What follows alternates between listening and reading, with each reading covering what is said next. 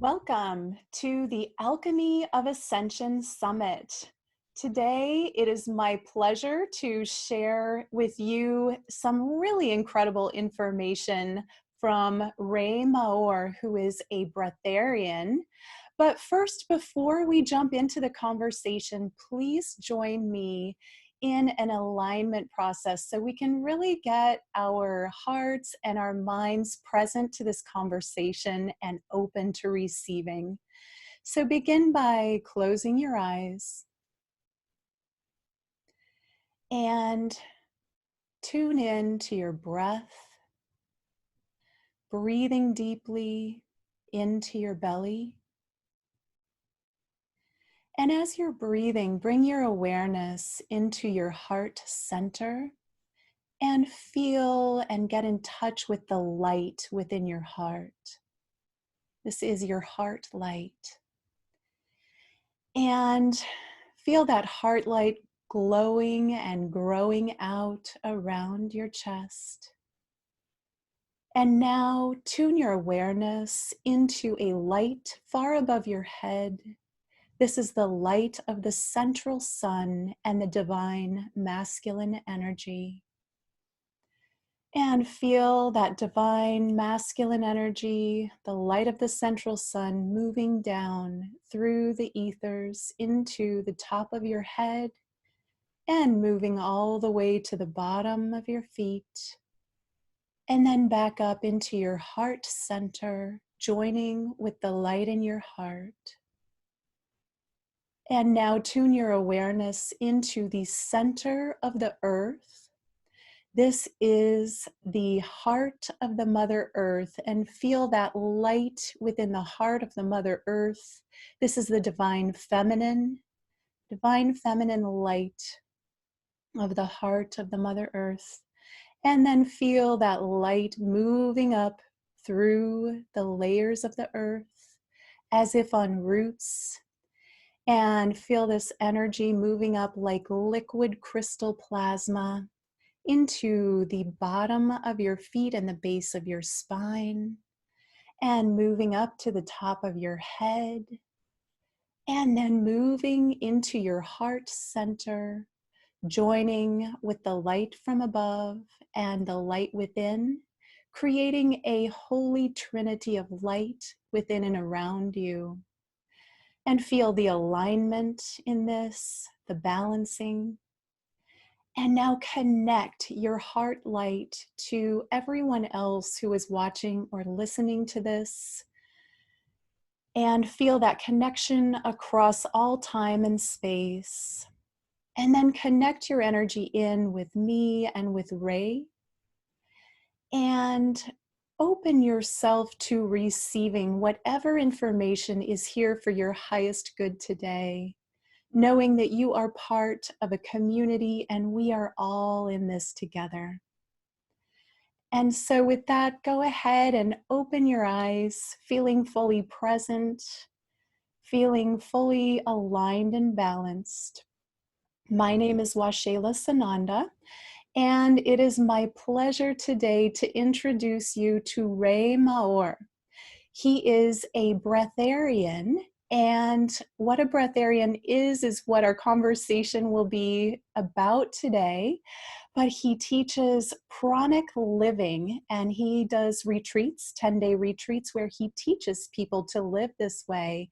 And it goes against probably everything that you've been told about eating and drinking. We're told that you have to drink water or you'll die within 2 or 3 days.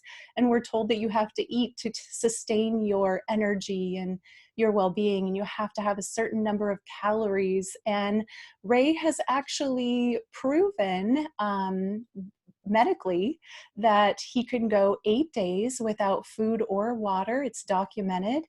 And it's a whole teaching, but there's such a spiritual evolving in that process, possibly more than any other technique that I know of anyway. And that's what I'm really excited to hear about. So with no further ado, Ray, let me pass it to you. Welcome, and please introduce yourself and your work in your own words and tell us a little bit about what it is to be breatharian. Sure. Where do I begin? Well, first, there's a common misconception about breatharians. It's that they never eat, they never drink, and they live only off the air. And it's something that a few people have managed to do in the world. They're called level 4 breatharians, and they're very uncommon. And even with them, over time, they taught their body to actually get the water from the air and from the humidity itself. So it's not that they're not drinking water, it's that they're not taking it orally, but the body does sustain a little bit from liquid that is in the air. Where do I begin? You know, my journey has taken me almost 6 years. In the beginning, I was much more into my ego, much more into my mental capacity, because I'm partly scientist myself. When I discovered that this is possible, I wanted to test it on myself, to be the lab bunny. Is that how you say Lab it? rat? Yeah, and then I discovered that it wasn't about, you know, my higher guidance kind of pushed me in that direction, and I couldn't say no. And then I discovered that it's completely, it's it's not about food, you know, it's not about water, it's about conditioning, it's about programs, it's about changing the operating system of the mind. It's about understanding that food is a type of an addiction, that we just never realized that it's an addiction. That's how much of an addiction it is. So our ego fools us, how much we are programmed by society to eat 3 meals a day. And in the beginning it was milk, and then they told us that meat is necessary, and then they told us we have to take vitamins and minerals and 2 liters of water a day. And when you step out of that and you understand how powerful your co-creative abilities really are, because you changed your mind and your belief about something, and it only took you a week and a half. And when you changed your mind, your body started believing that, and your body started upgrading its system. And now it's working profoundly more effectively than ever before. And this is why most breatharians are younger than they look, are younger than they are. Most breatharians are happier than other people. They have more energy. So yeah, I can tell you that you're right to say that I think this is the most powerful process in the world, because I have done everything else, including every medicine, including every retreat that I think that was powerful, you know, the ice challenges and ayahuasca, and you know, spent months and months in the jungles, and I've done pretty much everything, but nothing prepared me for such a journey like the breatharian lifestyle, especially in the beginning, Because in the beginning, the integration part, where you have to deal with society and judgments to yourself and to humanity, because you understand that there's a lot of people dying in the world. And there's a lot of people who have absolutely no idea how much eating is emotional eating, and how much the body actually needs very, very little once you go through this type of transformation. And it's not immediate. It takes some time. It's like training to go running a marathon. It takes some time to train your body, to train your mind to believe that you're capable of living this lifestyle. So I can tell you, I have seen several miracles with my students, healing miracles especially, because apparently when you just leave your body alone, you know, it's like, say you fractured your arm or your rib, and the doctor comes and he puts a cast on the arm. And what actually happens there? The doctor helped the body heal itself, because the body is the thing that is healing. We're just supporting it in the healing process. And what we're doing when we're taking away the amount of food, and in a minute we'll talk a little bit about scientific evidence and how this actually works and how it makes sense in some way. What we're actually doing is we're taking away something that took away a lot of our energy. And then the energy that we now have, that we haven't used in the digestive system, that takes up to 25% of all the energy of the body, can now move to the consciousness, to the awakening.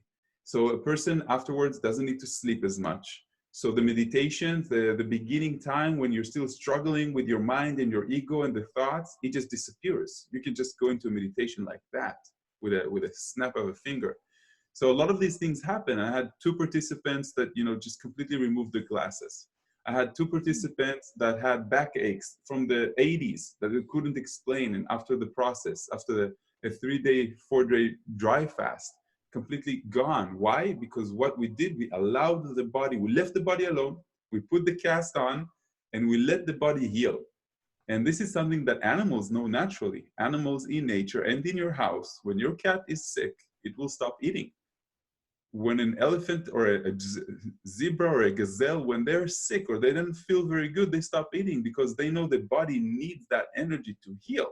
So instead of using it in the digestive system, and the only animal that actually resists this is human beings. Why? Because we have a mom and we have a grandma that says, here, you should have some chicken soup. It will make you feel better. We know better. But your body is actually resisting it. It says, no, I don't feel hungry. I feel bad when I eat right now. I just want to sit under my blanket and sweat it out, you know? So we are actually overriding the default of nature.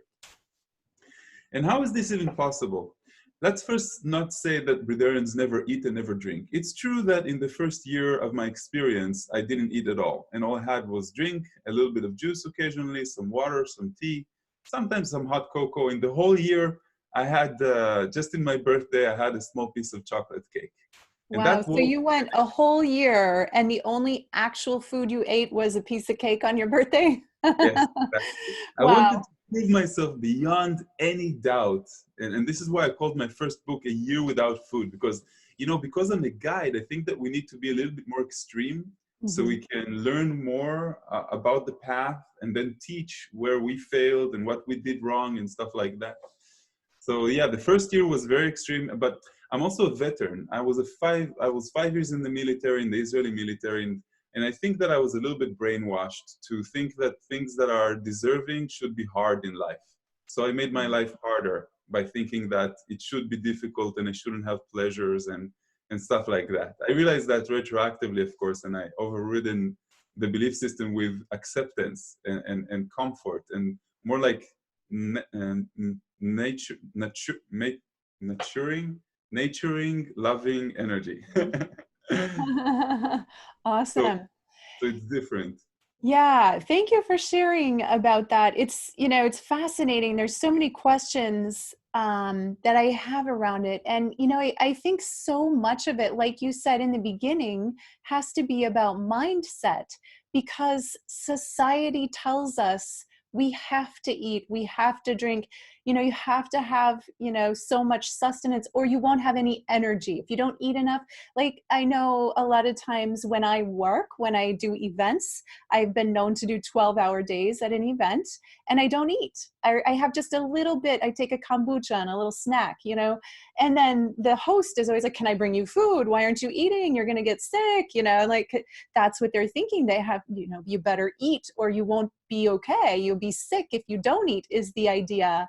But you're saying the opposite, that when we don't eat, we become well as long as we are doing it in a healthy, balanced way and with, you know, Yeah, with guidance. exactly. And what you do is like what Tony Robbins does. He does the same thing. He goes on an event 10 hours straight. He has this little jello with some things. Even that he doesn't really need, because when you're in your zone, when you're present in the present moment and you're excited about whatever it is that you do, did you notice that you don't really need to eat, right? When you're in love, you don't really need to eat that much. People that are in love, that are very happy and content, they don't think about food. Food is about emotional comfort most of the time, because everybody has this habit at home, especially after a day's work. They go back home and then they open the fridge and they're looking at one level in the fridge for that special thing that they know is going to supposedly cover the void in their heart. And when it's not there, they go to that one cupboard that they know the treats are usually there. And when it's not there, they close it and they come back 10 minutes after to look for it again and again. So it's kind of a loop that we're not aware of. We're just doing it naturally. The same thing, I'm an IT engineer.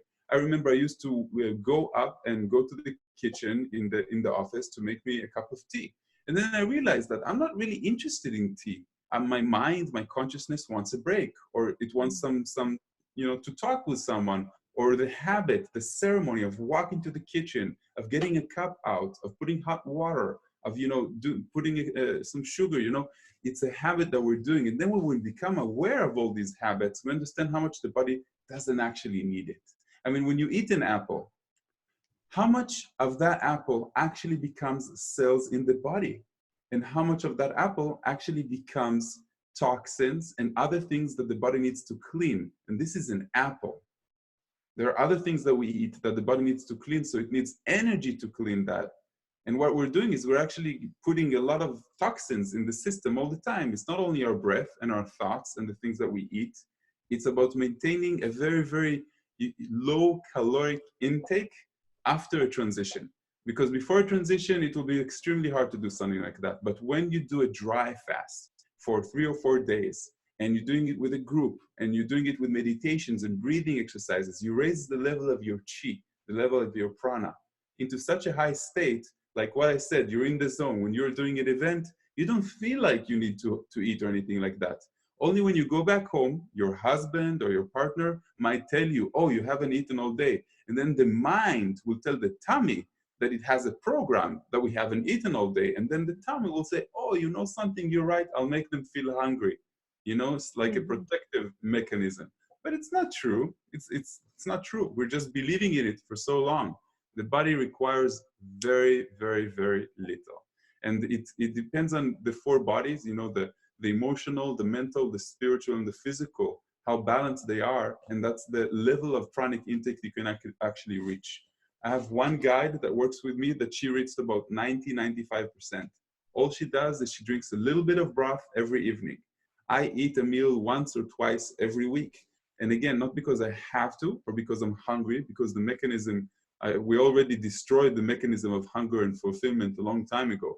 It's because my wife wants me to, or my mom is coming to visit, or because I have planned a special meal or going out to a restaurant. So that means I skip everything else. I skip a meal that I know that is not satisfying, like rice or, an occasional salad I really like. But things that are not fun for me, I no longer put in my mouth because I don't need it anymore. It's not out of a necessity. And this freedom teaches you quite a lot, quite a lot. And there's a lot of science behind it. For example, right, they tell us that 2 or 3 days without water and we're going to die. Now, how would God creation will create an animal or an entity that has 70% water walking around? So I'm like 80 kilos now, I'm 6'4", I have about 55 liters of water, and they're telling me that I'm using 1 liter of water every day, and after 3 days I'm supposed to die? So that means I have within me 52 liters of water spare that I'm walking around with, on my body. And somehow the amazing, I don't know how you want to call it, natural way of living says that I'm supposed to die. That doesn't make sense. So when you understand that the body actually knows how to take the deep water from the muscles, from the organs, and use that, because the kidneys keep cleaning even when you're dry fast. You're still urinating, only a little bit less and a little bit less and a little bit less. So that's like one thing. And the second thing is that over the course of many, many years now, ever since the 70s, our average plate of the Western meal has grown bigger and bigger and bigger. We're actually becoming bigger people because of that. It's unnatural. The only animals in nature that actually get obese are animals that are closer to human beings. And this has to do with their consciousness level and the levels of incarnation, because cats and dogs usually incarnate into higher vibration like human beings. They're more sophisticated. We are playing the game of free will that allows us to murder, that allows us to do negative and positive things. But in the same time, we are hurting the body, right? Because you don't see a fat snail, but you do see a fat dog. You don't see a fat rhino or an elephant. It's just their structure that they look kind of big. In nature, animals know how to balance themselves out, but a human being doesn't, because it has that program and a lot of emotional eating that comes with that. So when you learn how to balance your emotions, your physical body, your spiritual level, and this is something that is mind-opening, because most people say, but what does it mean to balance my spirituality? To balance your spirituality is to admit and to understand that we are not a human being on a spiritual journey. We are a spirit and a very short human journey. That's the difference. And then everything changes. There's no more fear of death. We're not taking life, so heavily, because we understand that it's infinite. This is just an avatar. I'm playing a game of playing Ray for 50, 60, 70 years, however time will tell, and we let go. So there's tools, meditation and yoga and mindfulness. There's tools to get us there into that higher vibration. But how do we preserve that? How do we keep it all the time? How do we have the discipline and the persistence to sustain a specific lifestyle, like the Breatharian lifestyle? While everybody else, in the beginning at least, before I did the 8-day experiment on television, were judging. People around you, people that are not supporting, relationships, friends, people that think that you've gone mad, especially in the beginning, because in the beginning you lose a lot of weight, until the body like catches on and flips. And suddenly after a few months, you're like, wow, I have more energy. I'm back to the weightlifting that I did before. And so many things kind of change. But your blood tests are much better. Your friends begin to accept it. People like, the one thing I found very funny is that the girls I used to date, they really didn't like the fact that I eat less than they do. Right. Yeah, I can imagine. So let me ask you this. You mentioned you work out, and even when you're not eating much, so do you have to take supplements or anything like that? Or do Not you do really. no supplements? We found that if you do certain exercises that raise the level of your chi, like Falun Dafa, 5 Tibetans, if you're familiar with some of those. The Falun Dafa is less familiar in the world. It's Chinese exercises. They were so good that they arrested most of the masters that taught them in China. Hmm. And the 5 Tibetans are very similar to yogic exercises that stretch your spine, and by that they're actually stretching your energy centers. So you're stretching your how do you call that? Your chakra system, which is usually disaligned. So there's different things, but we find that people that are really attuned to their emotions, and by that I mean like men won't be afraid to show sadness or disappointment. They won't be stuffing it down. And women usually have a tendency to go up and down much more. So sort of like balance, this is the state that you want to be in. There's no expectations, so there's no disappointments. It's like you're becoming a very wise old man without being an old man. So you're kind of like accepting life as it is, and trusting the universe to supply whatever experience needs to come. So it's a type of a balance point that you live in, because if you have too many ups and downs, it will be difficult for you. And you will find that you are moving back towards food quite easily. Hmm. Yeah, I can imagine that the temptation would still be there. So no vitamins, even when you're working out, you don't take vitamins, but Not even water. Like I do 1 or 2 days a week of dry fasting. And when I exercise, I'm running, I don't know, 6, 7 kilometers, and it's just no water anymore. There's no need for that. and so dry fasting is no water, no food, nothing. That's yeah. Yeah. Yeah. And so you learn to receive the energy, the chi that you need from the environment. Yeah. And Right. that's through these. So you do these pranic exercises every day to help restore and keep your energy up. In the beginning, yes, sort of like training wheels, but after a while, you notice that your breath is becoming much more conscious breath. So like full breaths that are like the small meditation you did now, that you needed it to take 2 or 3 minutes to realign, rebalance, and recenter. So you start noticing that it happens by itself, like completely automatic over time. Wow. Yeah, and so I've been looking at your YouTube. You have a lot of videos on YouTube. And so I see like when you began, it was mostly about the lifestyle of being breatharian and things like that. And now it's evolving into, you do lots of spiritual teachings and even ascension training, and you have tantra trainings, and you have all of these more, like branched out from just the teaching people about the breatharianism. So talk about how that has evolved for you, because I've heard you talk about how when you give up the eating and you have all of this extra energy because you're no longer digesting the food, that you get more connected to the divine, that you raise your frequency and you have access so much easier. So tell me about that, and how did that evolve for you? So in the beginning, I didn't even want to teach. I told myself, as a computer programmer that likes to hide behind this computer, just going to write a website and I'm just going to write a book. And if somebody's interested, it's their own individual choice of being a seeker, spiritual seeker, to find that knowledge. And then I was pushed towards start being in front of people, giving workshops, lectures. At the beginning, it was just 2 hours, and then it became like a whole group of people just want me to initiate it then. And from then, it grew and it grew and it grew. But I realized that this is not the future of humanity. It's a small group of people that want to experience that they cannot avoid it. It's unavoidable. You see me, or you read my book, or you hear about Breatharianism, you really want to investigate it, and you say, I gotta do this type of initiation. And then I realized that we should help other people as well, like spiritual ascension, because I have so many downloads now. If I want a new exercise, I just go into a meditative state. I ask without expecting to receive, and I get a new exercise that I know that I can teach or I can do. And because I love to read, and I'm very open-minded about channelings and other entities and guardian angels and everything that everybody's into pretty much. And I seem to have a good connection.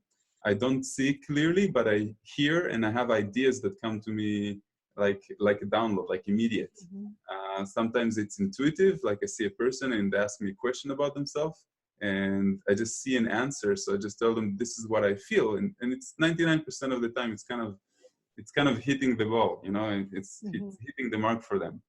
And the YouTube channel, in the beginning, everybody just told me, Ray, because it's a business now and you want people to fill your workshops, you have to talk just about Breatharianism. And I told them, hell no, I'm going to talk about whoever I am and whatever comes to mind. And if people are interested in that, they'll see it. And if not, then, everything is perfectly aligned and synchronized, so it doesn't matter. They just need to see an energy of a person and see if they want to be guided or not want to be guided. Sexuality, immediately when you become a breatharian, there is a need to preserve energy. In other words, you don't need to just extend your energy to everyone. You become aware when somebody is taking your energy because it feels like an effort and you want an effortless life. In sexuality, when you're 18-year-old maybe, then you can have sex 5 times a day. But when you are like my age, 38, you want to have sex once or twice a day, and not more than that. And usually because you're married, then it's twice a week. So you preserve by going tantric. So you want to learn how to become tantric. You want to understand, because if I manage to stop eating and the body never tells me that I'm hungry, I can definitely withhold my ejaculation and have longer orgasms. You kind of like tell yourself that you're capable of doing everything, and ice baths and so many other things that come with this. But now it's about ascension. People are beginning to wake up. My workshops are becoming shorter. The type of people that are coming to the workshop are more mentally prepared. The vibration of the planet itself, I think, has changed. We can talk about things like aliens and conspiracy theories, and we can talk about breatharianism much more openly than ever before. And this is the reason why I'm doing I'm doing once a week or twice a week a new video about all these different subjects. And even though I have only 56,000 subscribers so far, and I'm in competition with people who have hundreds of thousands, it's growing. It's growing slowly. There's more awareness to that. Yeah. That's a healthy following. And I do have a feeling you're just getting started. But so I wanted to address this. I first heard about breatharianism 20 years ago, before there was anything, before we really had the internet, before I could, it was just something I heard about, and I just pictured some people in a cave somewhere in some remote place, meditating. And so when I heard about it again a few years ago, and now lately I've been hearing about it seems like all over the place, which is why I decided I wanted to have you come on and talk about this. But it seems like, and probably thanks to you for saying yes to being a teacher and traveling around the world and sharing your workshops. But it just seems to me as if the consciousness and the desire for things like this has opened up in the last few years, and people are talking about it. People have heard about it. And those who haven't are like, what? Wow, that's interesting. And to know that there's such a powerful spiritual part of it, I think is really amazing, because so many people are looking, how do I get that spiritual opening? And this is such amazing access. So one thing I wanted to ask you about is, first of all, well, sorry, I lost that thought. I want to come to one of your retreats. I'm not going to be able to make it this year, but in the future, do you do retreats? Like, how do you choose where to go? Is it because people invite you? Or like, could I say, okay, I have a group and you'd come to where I am? Or do you choose differently? How do you decide? Usually when somebody tells me I have a group, they haven't committed. When a person like pays a deposit for the workshop, then I know they're actually committed. So I don't count on people that are telling me because a lot tried and eventually they didn't come through. I have a few places in the world that I like to come back to. Sedona is one of those places in the States. In Canada, they caught me one time in the border and they told me that I'm not allowed to teach my workshop again. So, for example, I'm not coming back there. I'm doing in Australia once a year. Sometimes I do in Ecuador. And sometimes I'm beginning to open a new place. For example, I have a participant that just finished the workshop and they say, Ray, you have to come to my country. I'm going to represent you. And I notice their energy and I know that they're altruistic about it, that they really sincerely want to help humanity. Then I ask them to find a place. And once we have a place, I build my web guy just builds a landing page in the website. We see if there's a lot of people that want to come. I usually open a workshop above 20. Between 20 and 40 people is perfect for me.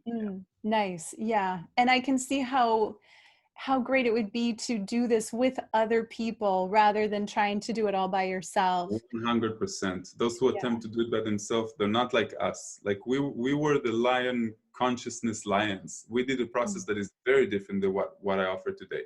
The group energy helps everyone. It lifts. It's like it's a common intention. When some people come together, it's synergetic.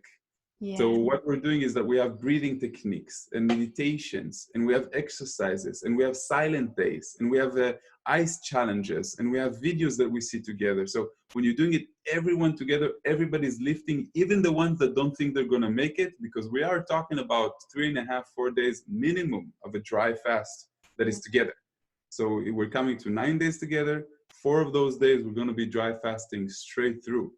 And some people, about a third, go towards 5 or 6 days. I offer them the option and I say, you're not going to do this in your life, might as well. And they're like, okay.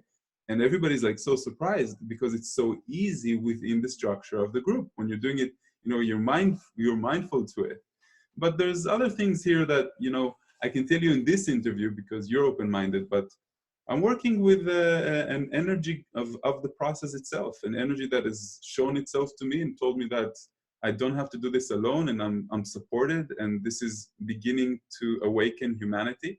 And like I said, that the same energy answered a lot of the questions that I asked, like how many days should we do and what type of meditations should I teach?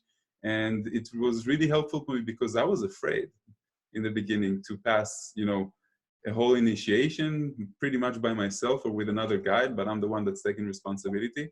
So I do feel very protected, and I do feel that I'm not doing it alone, that I'm supported. And the team that is around me and the people from different countries, they're helping me out. Yeah, beautiful. I love that you have that connection and that support, and then that everybody else has that support and that container to do the process with. Yeah.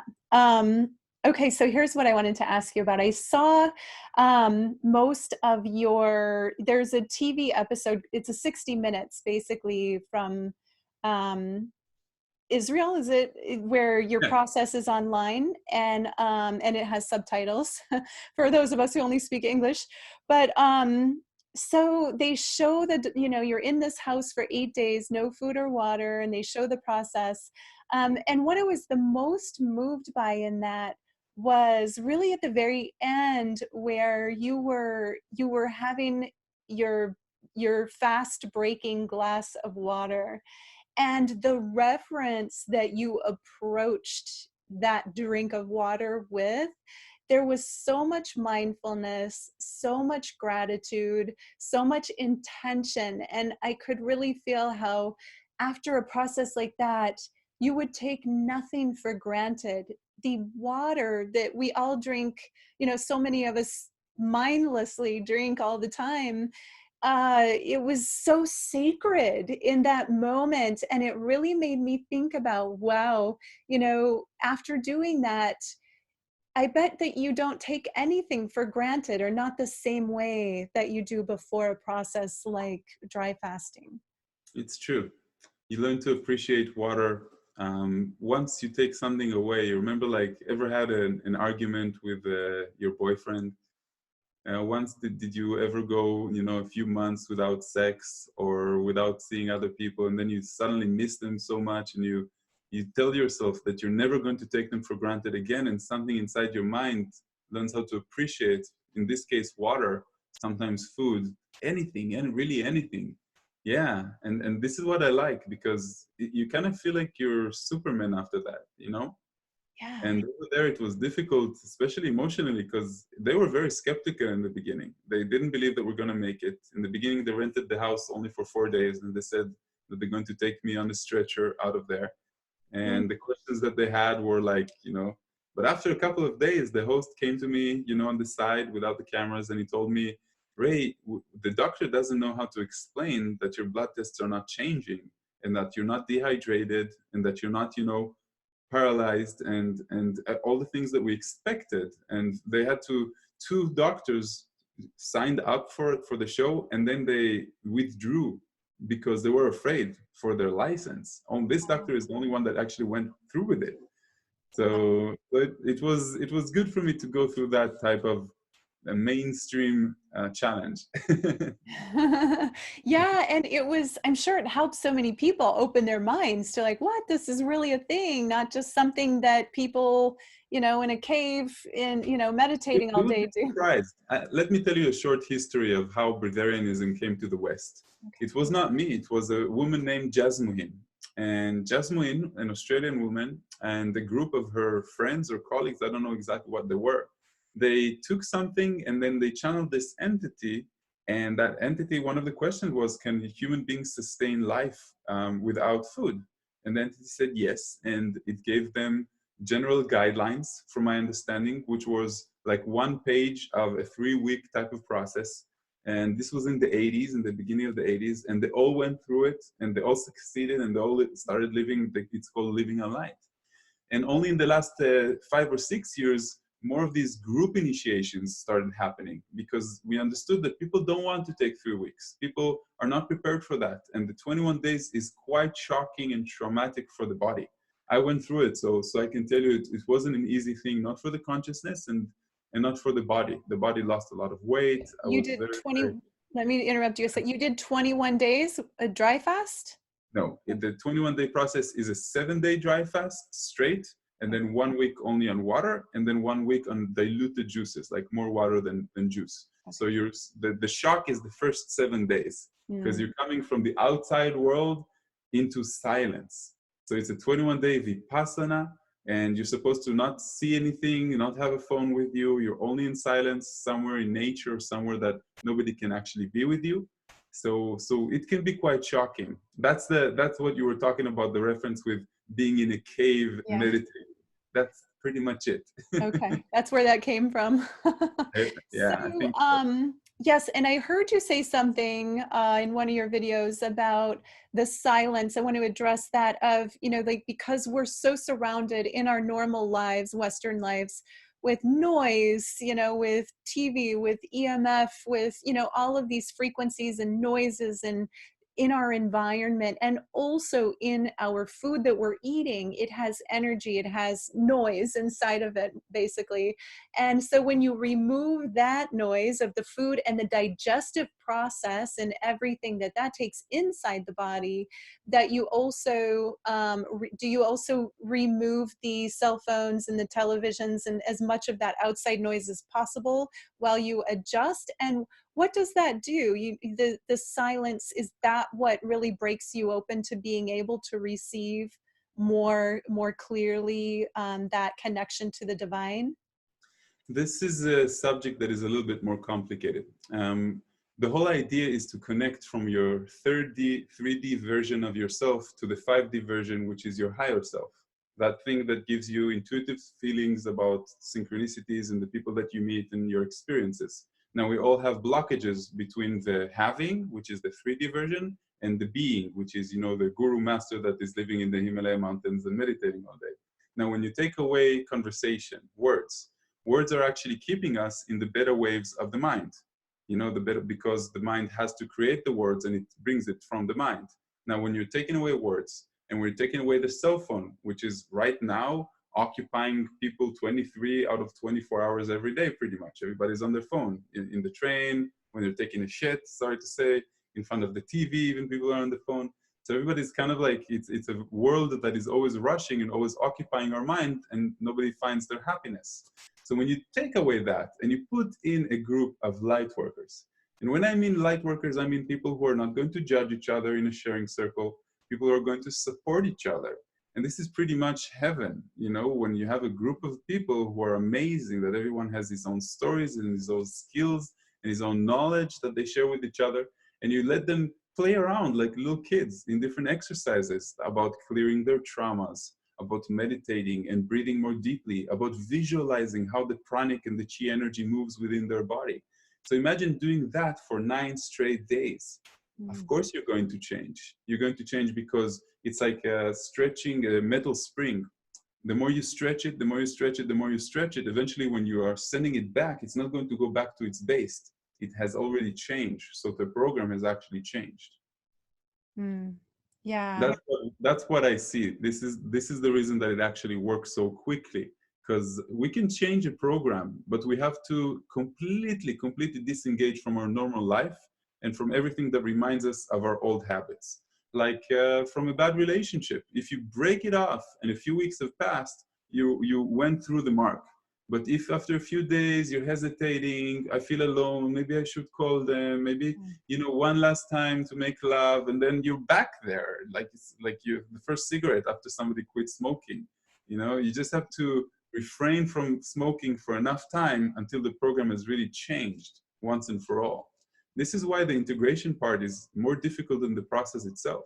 The first 2 or 3 months are the most difficult in terms of family, spiritual ego, physical strength and loss of weight, and struggles of the mind that is always telling you, but maybe it does work, maybe it doesn't work, doubts and fears and stuff like that. Yeah, that's interesting. And I can relate to that with, I've done the master cleanse, which is a type of fast. I know the people that are doing the tinctures. There were 2 students of mine as well. Yeah, like 10 to 14 days. 14 days is the longest I've done it. I used to do it every year, and then I stopped doing it so much. Now I'll do a 3-day, but because what I found was during that time, my body would drop a lot of weight. And then as soon as I started eating again, it didn't seem to matter if it was just salads and healthy foods. It's like I would blow up. I would put more weight on than I lost during the process. And so I'm like, maybe this isn't working for me anymore. I don't know. In the beginning, I had, it was like really powerful and I had so much energy. And then as I did it, it kind of went the other way. So I felt like something about it wasn't working for me the same. And I'm not sure why. But maybe it's because I need to go more extreme and learn the Breatharian lifestyle. But I know that draw after a fast, it's like, because you've been thinking about all the things that you gave up. So it's like, oh, I want to have that thing, the comfort food. And I think I can see why the integration period after the workshop is the most challenging. Now, what are the success rates, or I guess, is there a goal afterward to maintain the lifestyle? There are Or, some that want that goal. I would say about 50% have a significant change in the caloric intake. I mean, more than 50% of what they used to eat, they stop eating. Some even go towards 20%, keeping 20% of what they used to eat. There are extreme people that do even less, that go a whole year like I did on just juices. But even then, usually they will go back to eat. I really encourage my students now to find the balance in between. So not to completely remove it, but to be part of society, to not feel alienated, to find the balance between having food, but not needing it. So if they're hungry, I tell them don't eat. If they're thirsty, I tell them don't drink. It's a mechanism, it's a program. And in the beginning, it takes some time until the hunger completely disappears. And then you can eat whenever you want to. So I never eat breakfast. I never eat lunch. If I do, it will be at dinner. And because it's you're never hungry, you have a freedom. Yeah, and it's the opposite of what we're told. We're told to only eat when you're hungry, and it's really a mental switch that I can see, you have to go through, because you're told, and we're also told breakfast is the most important meal a day. Yeah, I never understood that. I never understood that. Now, but you do know that science says that the only real sure way of extending our life is by caloric restriction. I mean, that's the only way they say. And what do they say that happens then? They say that the body upgrades itself, the body cleans itself of toxins, and the mechanisms begin working more flawlessly. So what does that tell us? It tells us that the current diet, and doctors are not supporting only 3 meals a day. They say 3 meals and 2 snacks in between. Like, what they're actually saying is always fuel the engine. And what we're saying is stop fueling the engine, let the engine prepare itself for an upgrade, let the engine go through the upgrade, and now you can take this small bit of, for example, why do children not eat and have all this energy? Why? Why do you always see parents running after this child? It's the parents' program that they have to feed the child a lot. And the child has all this energy. Why? Because the body is so pristine and clean that they take a little bit and know how to make the most out of it. As a mature adult, the body actually takes a little bit and doesn't know how to make the most out of it. So it needs even more than that. Yeah, I was raised in Iowa, and my daughter was born in Hawaii, and in Hawaii we were vegetarian or vegan. And then when she was young, we moved back to Iowa for a period of time, and it was so hard for my mother. She's like, no, you have to feed your child meat, and and a certain amount of food. And so I know my daughter told me much later my mother would sneak her like a piece of ham or whatever, some meat. And but that's because that's what they're told there. You have to eat your meat and drink your milk in order to be healthy. And you have to make sure your children are getting their protein and all of these things, that we know there's science that shows that's not true, but Today that's we the know. mindset. Today we know. I wonder what we're going to know in 10 years. Yeah. Yeah. And I think also there's, it's so much about listening to the body, but then again, like that's being challenged for me, because I've tried to be conscious of only eating when I'm hungry. And you're saying don't eat when you're hungry. I actually really like that challenge, because the hunger is the what did you call it? The addiction speaking, right? Mm-hmm. That we're addicted to food. Think about the detox, the initial symptoms of the detox is the hunger. So when you're fasting at night, why is breakfast called breakfast? Is break the fast of the night. So when a person is actually hungry and is getting grumpy a little bit and even on the edge, it's because those little worms that are in our belly are starting to say, "Ooh, feed me. I'm used to the carbs. I need my sugar dose." But when a day goes by, or even 2 days goes by, everybody says the same thing. After a couple of days, the hunger just goes away. It's like we don't actually feel that hunger. So where does the hunger actually come from? It's an old program that we have as a collective that we're working with. Yeah. And when you realize that, and you put an intention to step out of the collective and live your own life and you have the rule over the body. I'm not saying that the body, is our slave, but when we understand that the body is not us, and we are the oversoul that can command the body. And you can use that for healing. I don't get sick for the same reason, because I control my body. I tell my body, I honor you. I will give you the things that you actually need. But in return, I'm asking to not be sick. I'm asking you to extend my life. I'm asking you to have the energy of a 25-year-old, you know, and my body has to support me because that's what my belief system is. Yeah.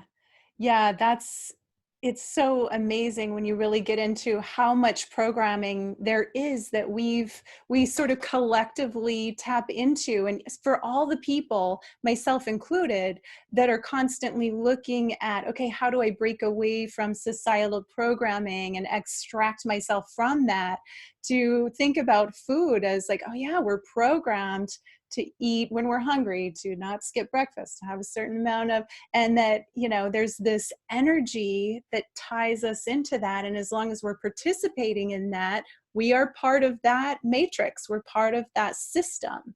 And so to be able to step out of it, and whether or not you continue indefinitely, but to just know that you can, and practice it and have the training to learn to master the body in that way, I imagine there's a huge amount of awakening available from doing that process. In the beginning, the manifestation happens with the body. The consciousness and the seeker, the spiritual seeker, understands that he has control over the body. And then we actually use that to project our needs and our wants to our life.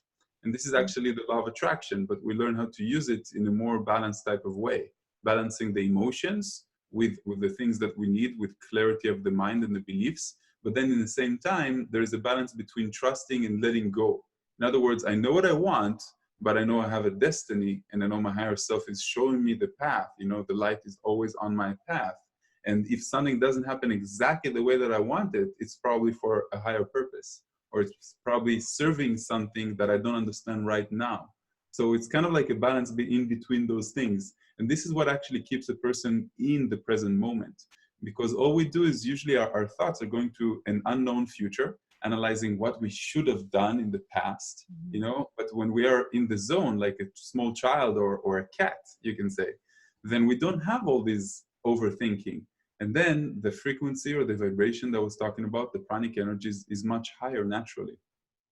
Yeah, yeah, absolutely. And just something that I'm wondering about as you're talking, so many of the conversations that I'm having with people that are training to raise your frequency, the Ascension trainers, is about going into trauma and emotional trauma, body trauma that we all have from being human. No matter what our childhood was like, we've all got some trauma in, you know, that we have to deal with. So when you give up the food, particularly in the beginning, does your trauma and your emotional like triggers and all of those things, do they start to show up more in the beginning when you In the stop eating? initiation itself, they start showing up, especially in the time of the dry fast, because the water apparently has the memory of the old traumas. So the body uses the old water inside the system, and it comes out, and with that, a lot of healing.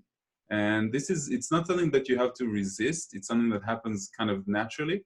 It's sort of like somebody pointing a laser at a screen, and the screen projects everything that needs to come out of it. So yeah, it happens. I am more of a mental or spiritual teacher. So usually what I do is I bring two people that are working on the individual emotional traumas with individuals in the participants. And this way, when somebody comes out of there, they kind of feel like they let go of a lot of old things. And the same thing happens in our mind when we see that there's a certain date, for example, the date of the initiation. And we tell ourselves, okay, all of my life until this point in time were a story where I didn't take responsibility, when I started, you know, blamed other people, this relationship for the trauma that I can't feel anything, and my mom for not doing that. And when I end the initiation, I say, I'm beginning a new life, sort of like a caterpillar that has become a butterfly. So it's also something that I can tell myself that I'm working with, because, you know, the traumas we're holding on to, and just like you said so beautifully, everybody has a trauma. So a little a kid that is living in the street in India that has only one arm and doesn't have anything to eat, she will be traumatized, just like a Beverly Hills kid that didn't get his, I don't know, his bike for Christmas. Okay, pretty much. And they will think about it and feel about it exactly in the same way. But when we think about healing all the time and talking about our traumas all the time, when are we actually living? Because I feel like we're so much into that we forgot to have fun. You know, we're always thinking about how can I do better, and that again, that's putting the mind into the future. That's not being in the present. When I'm thinking about the trauma, and it's great that we had the trauma because it built a character, right? From the difficulties in our life, we become stronger. But I'm thinking about the past and the past self. But at some point in my life, I want to put the past behind me so I can enjoy the present with my family and with myself. But yes, I completely agree that the emotional body needs to be cleansed. And usually it will happen by itself when a person is ready, when the ego lets go of the hold, because the ego wants to keep us a little bit afraid and in the past. Then you will want to remedy the relationships that you have with yourself, with your father, mother, with your sister, with your exes. It's either that you forgive, go through a process of forgiveness in the astral plane with them, in a visualization or in a meditative state, or you take the courage and actually contact them to have a serious heart-to-heart conversation, and then again put it behind you. You know, like homoponopono, is that how it's called? Ho'oponopono. That works. That works so Yeah. beautifully. You take on the responsibility, and you will see how everything shifts. Because every time it's like a big rock. For example, my father became an Orthodox Jew when I was 4 years old. So my mom and dad broke up. He had another family. You know, the ones we call them penguins because they were black and white all over. They had another family with 8 more kids, and I had the trauma from that. And now I was against religions, and I didn't really, I saw them in the street, and I didn't want to talk with them and stuff like that. In the beginning, it was hard to admit. My ego didn't want to admit that the great Ray has a trauma and it can't deal with it. And that's a big rock. And then you admit it, you put it on the side, and then it becomes something smaller. And then you talk with him and you put it on the side, and then it becomes something very small. And over time, it becomes so like freckles, like so small that you don't even consider it to be something that you're taking with you. You tell yourself on a mental level, and your body realizes that it has cleared it out, and you no longer have to tell the story. And that's freedom. There's freedom in that. That's true freedom, yes.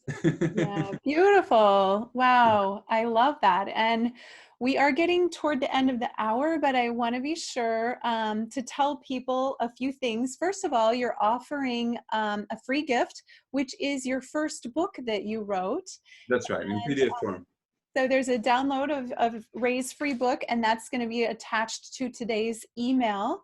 That's called A Year Without Food. So I haven't read it yet, but I'm guessing you document, your experience of going that year without eating. There's a lot of good tips, like the conversation we just had about manifestation and dealing with society in your own, bubbles, your own mind games in the book. Yeah. And then I know your retreat is very soon in Sedona. Here, is it full? Or here in the US? We have 23 people. We can go up to 30.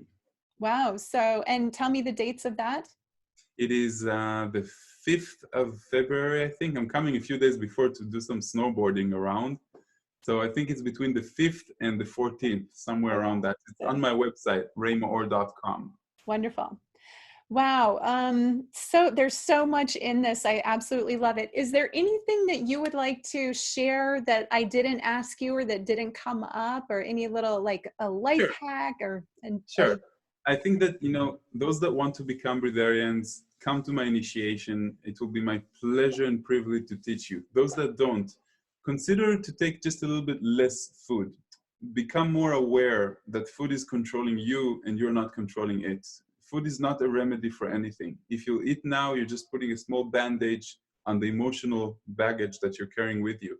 And when you stop that, you become more aware, you will see that naturally your body doesn't want that much like you put into it right now. It's not about, being more active. It's really about saying a little bit less is better for my body, and it will extend your life as well. You'll be sick free, which is something that a lot of people don't have right now. So that's really the advice. Become the awareness itself that is looking at your habits and your daily programs. And when you become aware of that, you will become aware of other things that have to do with your consciousness, not only food. Food is just a tool that we use. I love that. Thank you so much. Thank you for all of the information that you shared today. I'm fascinated by this whole topic. I can't wait I have to wait, but I'm looking forward to doing one of your retreats in the future. And so for everyone who watched, please reach out and reply to the email that was sent to you today with this interview and let us know what was your big takeaway, what affected you the most, what changed your mind about something, what made you think, whatever your aha moment was. Reach out and reply to that and share with me, and then I'll be sure to share whatever your comments are with Ray as well. And so with that, I'm going to go ahead and close the hour. Ray, thank you so much. I appreciate everything you're doing and your service and just the consciousness you're bringing with this topic, and by going around the world teaching it.